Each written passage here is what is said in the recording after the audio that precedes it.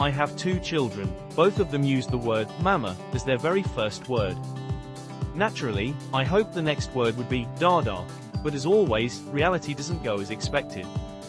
My daughter's second word was ob. Actually, ob was her version of off. She was fascinated by the click sound of the seatbelt in her baby car seat. To hear that sound again, she repeatedly said, ob, ob, ob. Perhaps it was a bit humiliating for the father, but honestly, it was too adorable to resist. I must have fastened and unfastened that seatbelt dozens of times. My second child was similar. After mom, the first word was this. Just this, but it meant everything.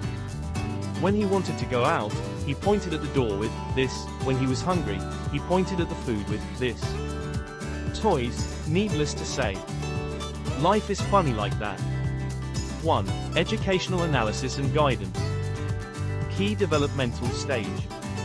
At 7 to 9 months, the child enters the pre-verbal phase where sensory-motor integration and initial communicative intent begin to emerge.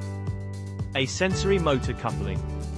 The infant reacts strongly to auditory stimuli, such as the seatbelt click, and attempts to recreate the sound with a similar vocal expression.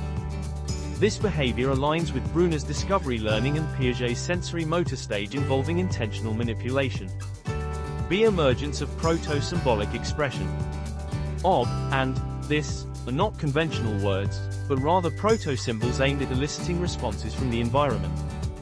This relates to Vygotsky's mediated language acquisition, representing the onset of symbolic interaction.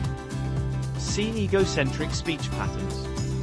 Expressions like this show the infant's effort to describe the world from their own point of reference.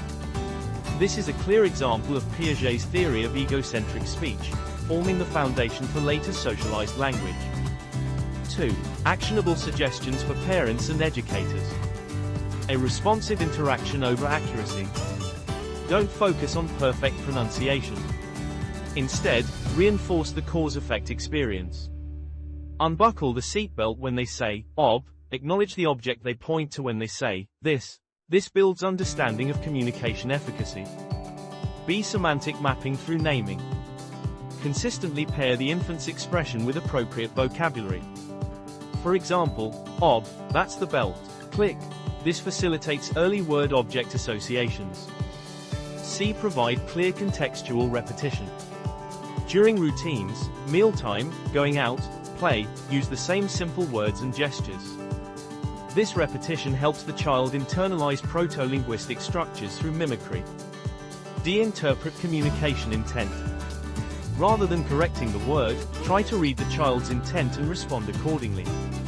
This strengthens pre-verbal social bonding and enhances pragmatic understanding before full language emerges. 3. Final message, the universe before language. Speech isn't complete yet, but the world is already sparkling on their lips. Ob, one word, and the father's hand moves. This, one word, and the direction of the world changes. Before they learn words, they learn a deeper law, that the world responds. The sound from their lips isn't in any dictionary. It is the vibration of their own universe. That vibration moves one being, and that being responds with another rhythm. This is the origin of language, the origin of love, and the most primal pulse of being human. Children are not learning to speak. They are tuning the universe.